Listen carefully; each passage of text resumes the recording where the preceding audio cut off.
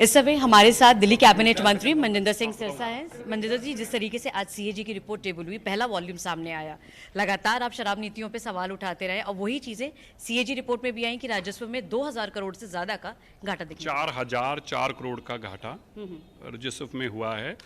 सेक्चर में जो हुआ है नुकसान अरविंद केजरीवाल जी के दोस्तों को जो शराब का काम दिया गया उसके कारण हुआ है। बड़ा स्पष्ट हुआ कि 5% से 12% कमीशन उनके दोस्तों को लाभ देने के लिए बनाई गई थी।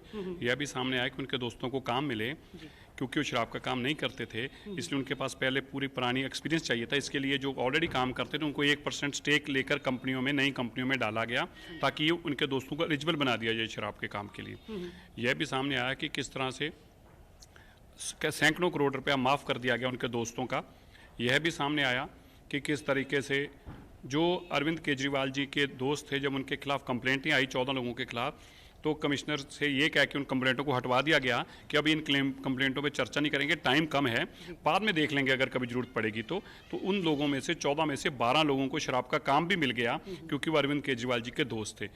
आज जो सब नौटंकी की जा रही थी बाबा साहब अम्बेडकर जी के और शहीद भगत सिंह जी की फोटो को लेकर, जगह जगह फोटो लगी है, देखिए इधर भी फोटो लगी है। बाबा साहब अम्बेडकर की फोटो कौन हटा सकता है?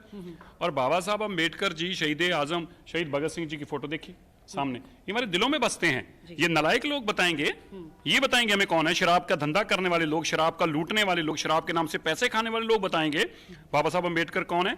और आज अतिशी जी बाबा साहब अम्बेडकर जी की फोटो पैरों में रखकर बैठी थी, उनको शर्म आनी चाहिए।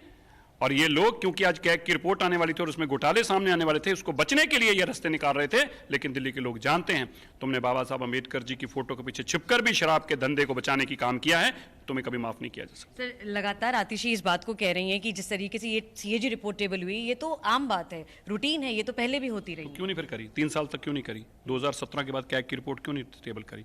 इसमें जो घोटाले लिखे, जो तुम्हारे नाम लिखा हुआ है, जो तुम्हें सर्टिफिकेट दिया हुआ है कैग ने, चोर का सर्टिफिकेट दिया है, बेईमान का सर्टिफिकेट दिया है, करप्ट का सर्टिफिकेट दिया है, तो ये सर्टिफिकेट को क्यों नहीं दिल्ली के सामने पहले जनतक किया तुमने?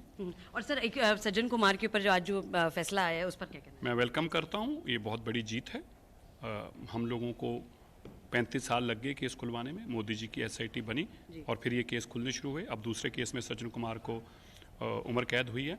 और मेरा मानना है कि कांग्रेस का घिनौना चेहरा, कांग्रेस का खूनी चेहरा, कांग्रेस का खून से लथपथ हाथ सामने आ रहे हैं।